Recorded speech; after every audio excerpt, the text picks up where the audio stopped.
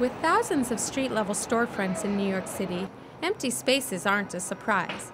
But when those empty spaces turn from this to this, people start to take notice. This is new. That's why it just caught my eye when I walked past, you know what I'm saying? Everybody looking in amaze, even if they don't have time to stop. I bet you they looking in this store because they like, what is that? Who is that?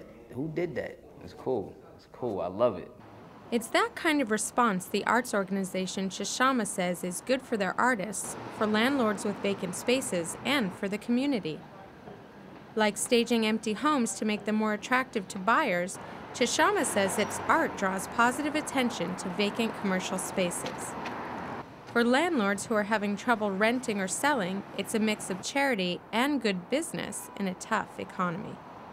It's important to maintain vibrancy and street activity, and that's what having artists or having just people on the street or in these buildings, having the lights on, having activity of pedestrian movement on the street, people coming and going is a really good thing for development activity. It makes people more interested in the space, it makes people feel safe, it makes people feel like, you know, this is a space that they could move or relocate their business to. Landlords donate the empty spaces to Chashama until they find tenants. Artists propose ideas, and the winning bidders get to create a large-scale installation. Each location is different. Anita Durst, founder and creative director of Chashama, says the storefront installations provide space to display art like a gallery, but the purpose is very different. There's so many galleries and there's so many, you know, like places where people are able to go to sell their art, but that's not what we're about. We're about artists learning the process of making a show in a big space and the business of art. Without help from nonprofits like Chashama, the New York City art scene can be tough.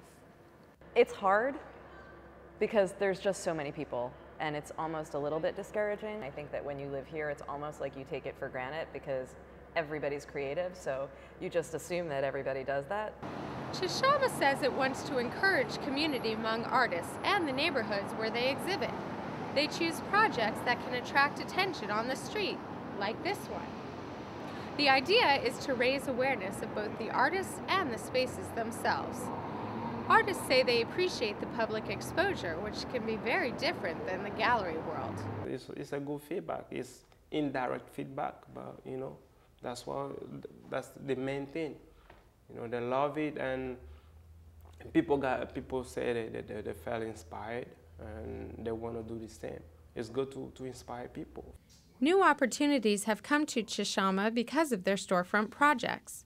In Jamaica, they were paired with a community group called Reconstruct Art to educate school-age children and young adults about the arts. They have classes on the business of the arts and community leadership. They even teach young adults how to curate their own art shows. Basically, it changed our mindset of how we were going to do things with our lives. You know, you use what you have and you use it to the best of your ability to help others. You know, you don't have to have $1 million to open up an art gallery and own a space. You know, there's tactics and techniques that can be learned. Chashama is rich in one way. They have $2.5 million worth of donated real estate. But money for funding the art installations themselves is scarce. They could be revitalizing the empty storefronts for profit. The money aspect would be nice.